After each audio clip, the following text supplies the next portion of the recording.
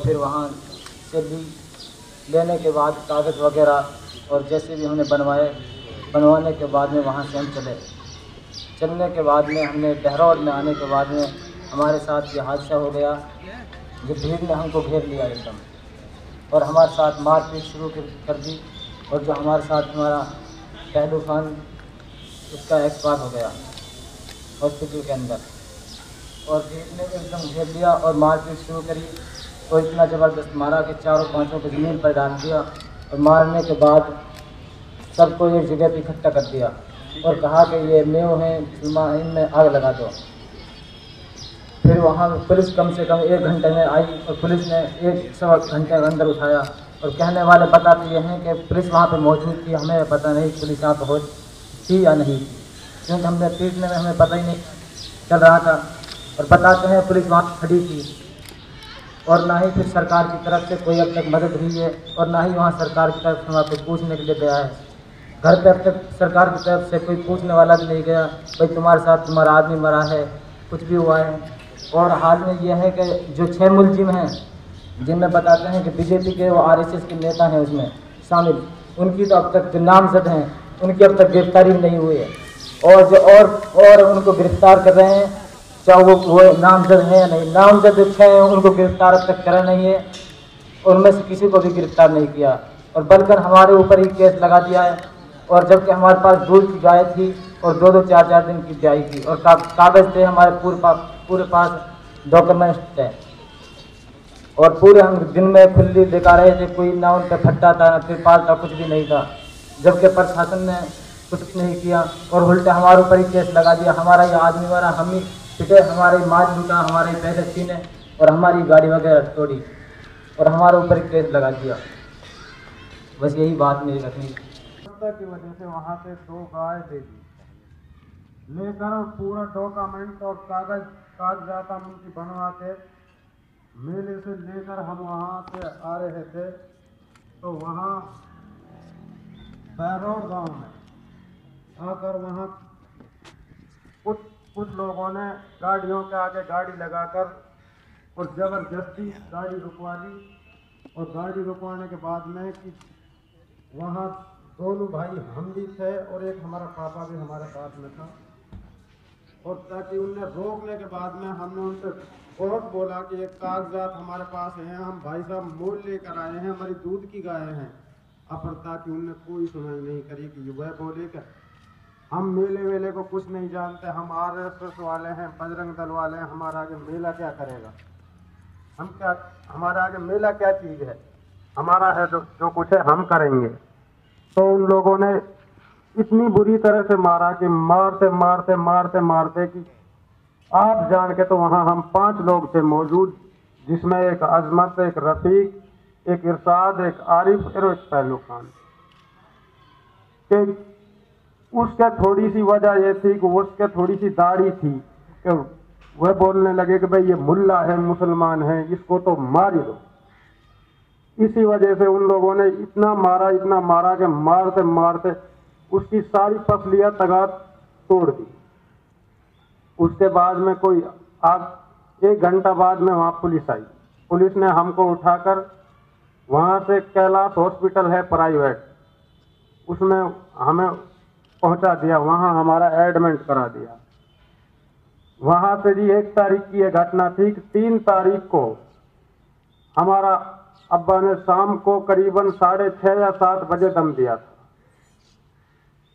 आज जी उस बात को आज पूरा पट 2 महीना हो गया है, जिससे न ही तो कोई अभी तक हरियाणा सरकार का कोई भी चौकीदार तगात नू पूछने नहीं आया अभी तक कि तुम्हारे साथ ये क्या हुआ है, ये असल है या नकल है, क्या हुआ है, गलत हुआ है या सही हुआ है। न ही कोई राजस्थान सरकार से, न ही कोई हरियाणा सरकार से। और उल्टा RB एक्ट मुकदमा हमारे राजस्थान से हरियाणा को गाय ले जा रहे थे कि इसलिए हम RB एक्ट का मुकदमा इनके पास लगा देते। हमारा ही माल छीन गया, हमारा ही मानस मर गया, हमारा ही पैसा छीन गया और उल्टा मुकदमा हमारे भी लगा दिया। यह है जी आप सब भाइयों के सामने जो है बात है, जो मैंने रखनी थी वो रखी। अस्सलाम वालेकुम। शुक्रिया भाई। अभी हमारे दरमियान जान मोहम्मद साहब मौजूद हैं जो अखलाक साहब के भाई हैं। वो उनके साथ जो घटना बीती है वो अपने अल्फाज में यहाँ पर रखेंगे। जान मोहम्मद साहब। अस्सलाम वालेकुम एंड गुड इवनिंग। जो भी केस है हमारे भाई के मर्डर का, वो तो मैं जानता हूँ कि वर्ल्ड वाइड है और आप सभी लोग अच्छी तरह जानते भी हैं कि क्या हुआ और कैसे हुआ। फिर मैं थोड़ा सा आपको रोशनी डालता हूँ उस पर। रात के करीब कोई 9:30 बजे वो नमाज पढ़ने के बाद अपने रूम पे ऊपर बैठे हुए थे फैमिली के साथ। अचानक मंदिर में एक अनाउंस होता है कि किसी ने गाय काट के घर से नियर अबाउट 150 मीटर की दूरी पे ट्रांसफार्मर लगा हुआ है बिजली का, कि वहाँ पे डाल दी है। वो अगर उन्हें कोई शक होता है, कोई ऐसी बात होती या ऐसी कोई घटना होती, तो कम अपने घर से चले जाते, भग जाते, डर के वजह कुछ भी करते। जब कोई ऐसा मामले नहीं था किसके। अच्छा, ये अनाउंसमेंट जो हुआ वो नाम लेके नहीं हुआ। अनाउंसमेंट बस इस तरह हुआ कि भाई किसी ने वहाँ गौकसी करके ट्रांसफार्मर पे डाल दिए। अब समझ में ये नहीं आता कि जो आदमी गौकसी करेगा, पहली बात तो एक आदमी गौकसी कर नहीं सकता, अगर की है तो वो ट्रांसफार्मर पे आबादी के बीच में क्यों डालेगा? उसे तो छुपाएगा या कहीं दबाएगा या जो भी करेगा उसका। खैर जो भी था, अनाउंसमेंट हुआ। अनाउंसमेंट के बाद पब्लिक ट्रांसफार्मर पे इकट्ठी हुई और फिर इखलाक को टारगेट करके उन पर हमला किया गया। अफसोस की क्या, ताज्जुब की बात यह है कि इखलाक की बेटी शाइस्ता, आपने देखा होगा टीवी पे जगह, उसे किसने नहीं मारा, हमारी भाभी को किसने नहीं मारा। हाँ, थोड़ी बदतमीजी की कोशिश तो आदमी करता है कि भाई जब लेडीज घर में होती हैं वो बचाती भी हैं तो थोड़ा सा हाथापाई भी हो सकती है या धक्का मुक्की भी हो जाती है लेडीजों के साथ। सीधा इखलाक को हिट किया। बेटा था वहाँ पे दानिश, तो जब बाप को कोई मारेगा तो बेटा तो बीच में आएगा ही आएगा। तो बेटे ने बचाया तो बेटे को भी उन्होंने मारा और ये समझ लिया कि ये मर गया है, उसे तो वहीं डाल दिया। इखलाक को एक जैसे मरे हुए जानवर को घसीट के ले जाते हैं, जाके वहाँ ले आए जो उनका अपना पॉइंट था जहाँ वो ट्रांसफार्मर अनाउंस किया था। वहाँ पे ना ही तो कोई ऐसी चीज थी, ना ही कोई मीट था, ना ही हमारे घर में कोई मीट था, क्योंकि हमारे यहाँ कोई कुर्बानी नहीं हुई थी। जो किसी से कुर्बानी में आप लोग जानते हैं कि 3 पार्ट मीट के होते हैं, डिस्ट्रीब्यूट करते हैं, 1 पार्ट पड़ोसियों के लिए। वो किसी रिश्तेदारी से कहीं से आया होगा तो 25 तारीख में उन्होंने ईद थी और ये जो घटना है ये 28 तारीख की है। 28 तारीख में रात में करीब 9:30-10 बजे उन लोगों ने वहां जाके घसीट के, वहां पे ईंट लगी हुई थी काफी सारी सड़क बनाने के लिए, वहां पे भी उन्हें ईंटों से हिट किया, ईंटों से मारा। मेरे पास एक वीडियो भी है ईंटों से मारते हुए उन्हें, जिन जिन लोगों ने मारा। तो काफी सारे लोग होंगे जब अनाउंसमेंट हुआ है, तो उन लोगों में से जिन्हें बच्चों ने पहचाना, हमारी भाभी ने पहचाना, उन्होंने उनके नाम बता दिए। वो पुलिस ने अरेस्ट किए, उनमें भी 1-2 को आईओ ने निकाल दिया। अब उनके रिमांड में जो नाम सामने आए, 4-5 नाम रिमांड में 2 लड़कों ने लिए, उसे पुलिस ने अभियुक्त नहीं बनाया है। ये तो केस का मामला था। हमें इन्फॉर्मेशन मिली रात के करीब 11:05 पे। मैं वहां से 4 किलोमीटर दूर दादरी में रहता हूँ। एक भाई हमारे लौनी रहते हैं और 2 भाई ये गांव में रहते थे, अखलाक अहमद और अफजाल अहमद। इत्तफाक से उस दिन अफजाल भी गांव में नहीं थे, उनकी वाइफ भी मेरे पास दादरी थे। उनका एक बेटा जफरुद्दीन, उसकी वाइफ, 2 बेटी ससुराल से आ रही थी उनकी, उनके बच्चे, वो सब वहीं पे थे। किसी भी आदमी को किसने ना टारगेट किया, ना हिट किया, ना कुछ गालियां दी, ना मारा पीटा, सिर्फ इखलाक को मारा, उसके बेटे को मारा। घर में तोड़ फोड़ जो भी सब कुछ हुआ, दरवाजे तोड़े गए, अटैक जिस तरह आदमी करता है, जो भीड़ आती है तो ये तो देखती नहीं है कि भाई किस तरह से कहाँ से घुसना है।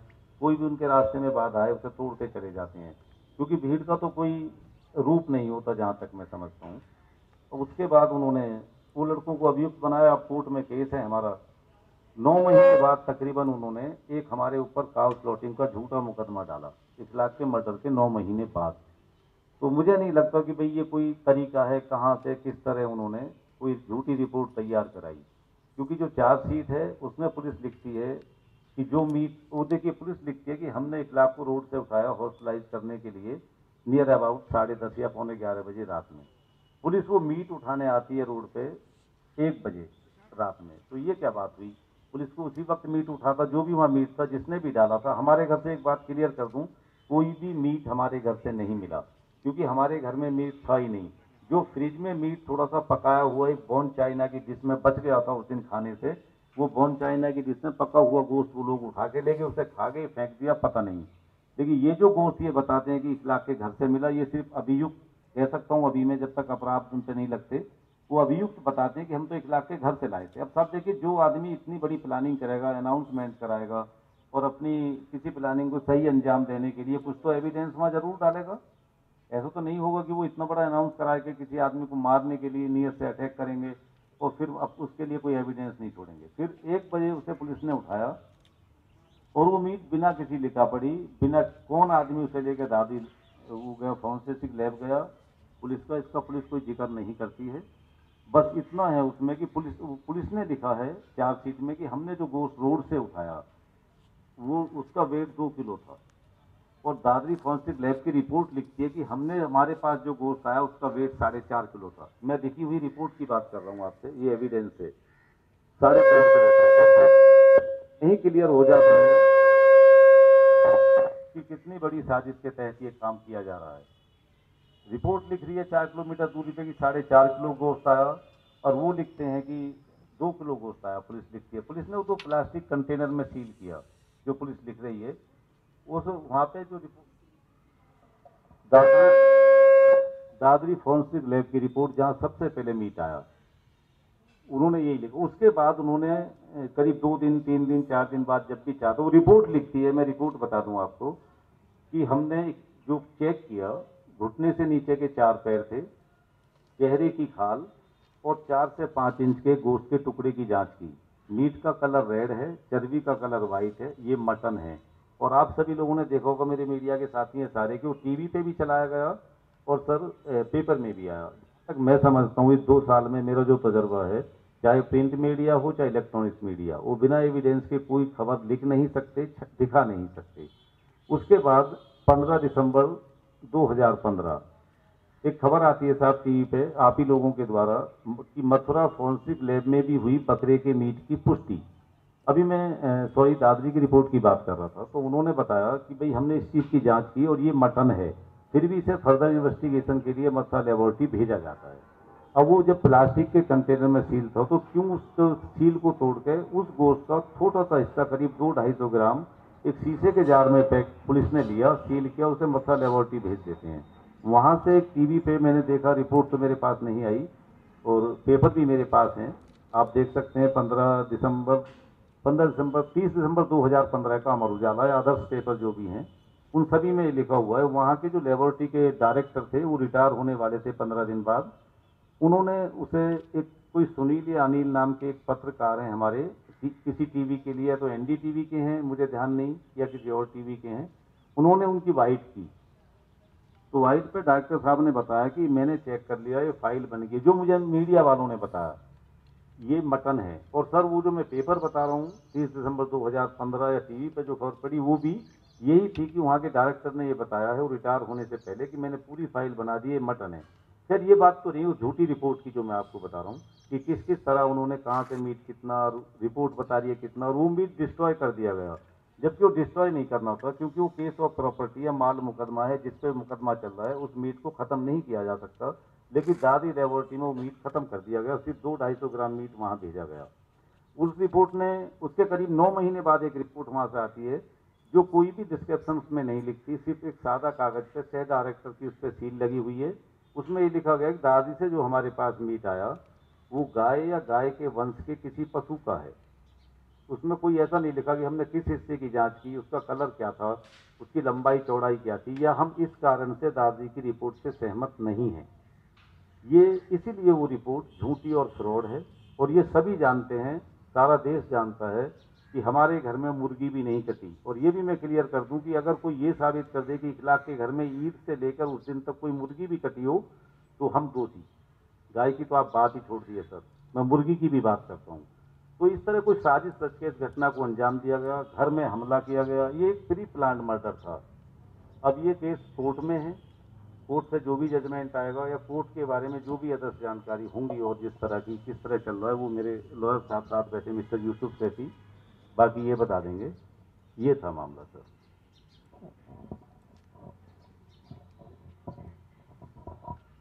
अभी नजीब की अम्मी आपके साथ पेश है। अस्सलाम वालेकुम। आप सब लोग जानते ही हैं कि मेरे बच्चे के साथ भी एक साजिश की गई और आज 7.25 महीने हो गए मेरे नजीब का कोई सुराग नहीं है। ये पुलिस जो है ना, पुलिस, इसका रवैया बहुत खराब और बहुत गंदा है।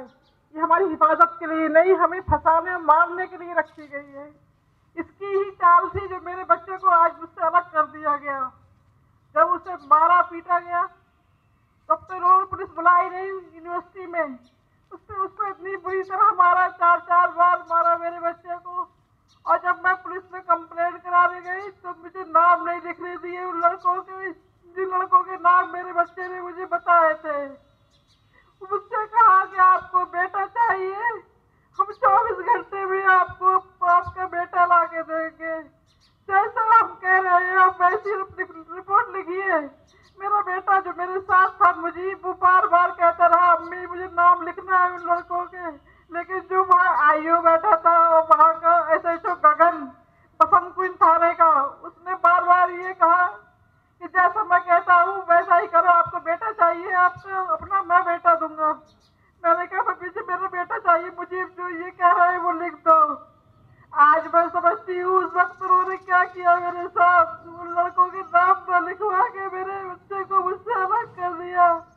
आज तो मिसिंग की कंप्लेंट मेरे लिए मुसीबत बन गई है। आज तक उन 2 लड़कों में से एक भी लड़का गिरफ्तार नहीं हुआ। 8 महीने हो गए, मेरा नसीब कहाँ है कि साल में आए नहीं जानती मैं। हर पल यही सोचती हूँ कहाँ है मेरा बच्चा, ये क्यों कर रही है हुकूमत हमारे साथ ऐसा। अगर ऐसा ये वाले ना होते, ये टीम ना होती हमारे साथ, ये ऐसे लोग ना हो दुनिया में, तो ये तो हमें मसल के रख देंगे। हमें चाहिए, हम सबको अब एक होना है, एक स्टेज पे आना है। जब तक हमारी कौम के लोग एक साथ खड़े नहीं होंगे, ये लोग हमें ऐसे ही सताते रहेंगे, ऐसे ही कुचलते रहेंगे, हम पे ऐसे ही जुल्म करते रहेंगे। 8 महीने हो गए, मेरे घर का हाल जाके देखे कोई। मेरे शौहर बीमार है, मेरे बच्चे तो सर्वितर है। मैं हर वक्त रमजान का महीना है, मेरे बच्चा हर वक्त मुझे 24 घंटे घर में इधर उधर घूमते हुए नजर आता है, सिर्फ ख्यालों में। हकीकत में कब आएगा नहीं जानती। आज के CBI के पास चला गया, अब तक CBI ने मुझसे कांटेक्ट करने की कोशिश नहीं की। 1 महीना होने वाला है, लेकिन मैं खुद बार बार फोन करती हूँ नहीं सर करिए। अब कल उनसे मिलने वाली हूँ, कल क्या होता है देखिए।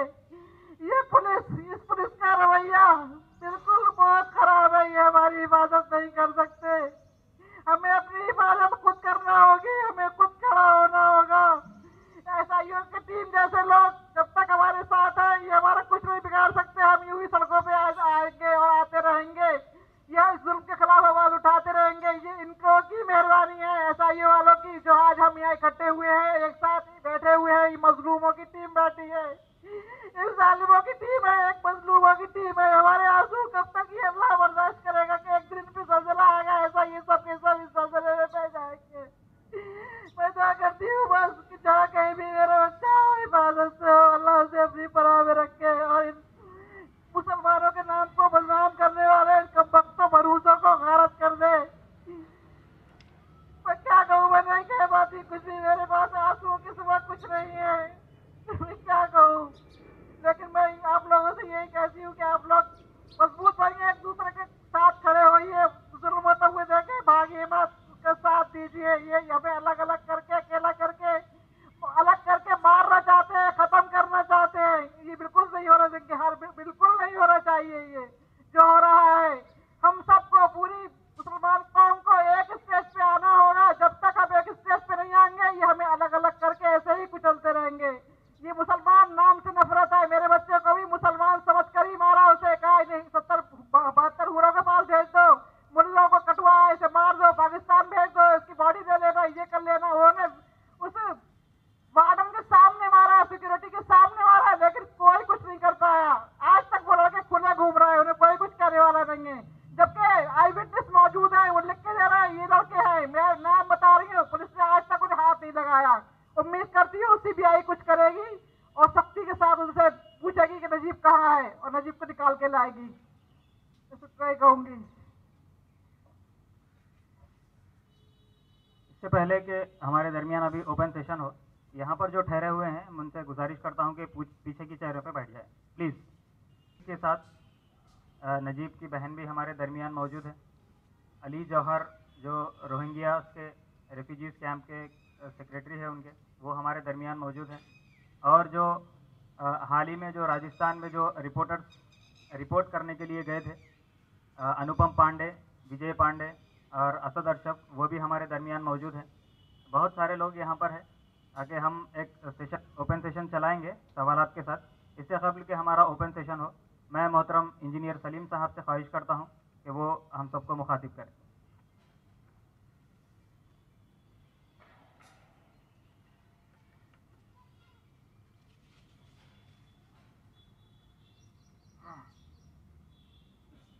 बिस्मिल्लाहिर्रहमानिर्रहीम।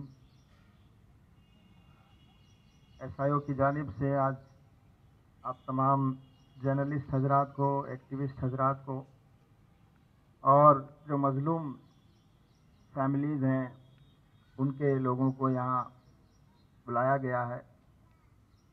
रमज़ान के मुबारक महीने में आपको तकलीफ़ दी गई है। मज़लूम की मदद और मज़लूम की हिमायत, ये भी एक बहुत बड़ी इबादत है। जब इंसान मज़लूम की मदद और मज़लूम की हिमायत के लिए खड़ा होता है तो वो अल्लाह के, ईश्वर के बहुत करीब होता है। इंसाफ की ये लड़ाई जारी है। हम सब इसमें बराबर शरीक हैं और अपना अपना रोल हम अदा कर रहे हैं। लेकिन हम देख रहे हैं कि हालात बद से बदतर होते चले जा रहे हैं। जिन इंस्टीट्यूशन से इंसाफ की उम्मीद की जा सकती है, जिनसे सेफ्टी और सिक्योरिटी जिनकी जिम्मेदारी है, उन पर से जनता का, आम लोगों का भरोसा और विश्वास धीरे धीरे ख़त्म होता चला जा रहा है। और जब किसी देश में, किसी समाज में डेमोक्रेटिक इंस्टीट्यूशंस का, लॉ एनफोर्सिंग एजेंसीज और इंस्टीट्यूशंस का, जस्टिस के इंस्टीट्यूशंस का अगर ये हाल हो जाए कि लोगों का उस पर से विश्वास और भरोसा उठ जाए, तो फिर समझिए कि वो देश बहुत खतरनाक रास्ते की तरफ बढ़ रहा है। और हमें ऐसा ही लग रहा है कि हमारा भारत देश बहुत तेजी के साथ बहुत गलत और तबाही के रास्ते की तरफ जा रहा है। लेकिन हम जो लोग यहाँ बैठे हैं, हम मायूस नहीं हैं और हम ये उम्मीद करते हैं इंशाअल्लाह कि भारत की जनता, भारत की आवाम इन सब चीज़ों को पसंद नहीं करती, लेकिन वो ऑर्गेनाइज नहीं है। हमारी आपकी ये जिम्मेदारी और दायित्व है कि हम भारत की आम जनता को जुल्म के खिलाफ, नाइंसाफ़ी के खिलाफ, अन्याय और अत्याचार के खिलाफ हम भारत की जनता को ऑर्गेनाइज करें। यही इस वक्त भारत देश की सबसे बड़ी सेवा होगी। वरना जिस रुख पर चीजें जा रही हैं, फासिज्म के रास्ते पर, और कुछ ऐसे गिरोह जो एक्स्ट्रा कॉन्स्टिट्यूशनल हैं वो पैदा हो रहे हैं गोरक्षा के नाम पर और न जाने किस किस की रक्षा के नाम पर, और वो इस देश में जिस तरह का आतंक उनकी वजह से फैल रहा है, ये हमारे लिए एक बहुत बड़ा चैलेंज और चुनौती है। मैं इस मौके पर सिर्फ इतनी बात अर्ज करना चाहता हूं, हमें पूरी उम्मीद है इंशाअल्लाह कि चाहे देर लगेगी लेकिन इंसाफ मिलेगा और जालिमों को सजा मिलेगी। और मुजरिम लोग चाहे वो कितने ही बड़े ओहदों पर पहुंच जाएं,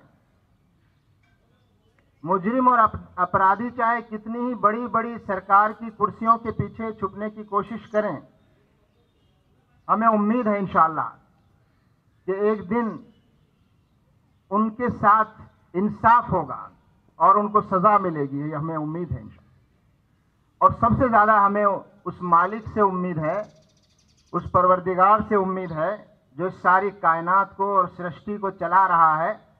और इस कायनात और सृष्टि की बुनियाद और आधार ही इंसाफ है, अदल है। इस धरती पर इंसाफ नहीं होगा तो ये धरती और ये दुनिया ज़्यादा देर तक कायम नहीं रह सकती। इसलिए हम सबको ये विश्वास रखना चाहिए कि इंसाफ की इस लड़ाई में ईश्वर हमारे साथ है, खुदा की ताकत हमारे साथ है, और आखिरी कामयाबी इंशाअल्लाह हक की होगी और इंसाफ की होगी, और मुजरिमों और अपराधियों को ज़रूर सज़ा मिलेगी। और हमें उम्मीद है कि भारत को हम उस गलत रास्ते पर जाने से हम रोक सकेंगे। आप सभी पत्रकार भाइयों बहनों का और जो समाजी कार्यकर्ता यहाँ मौजूद हैं उनका, और जो हमारे विक्टिम फैमिलीज़ जिनके साथ हम यहाँ मौजूद हैं आज रमज़ान के इस मौके पर, हम ये बताने के लिए कि आप अकेले नहीं हैं।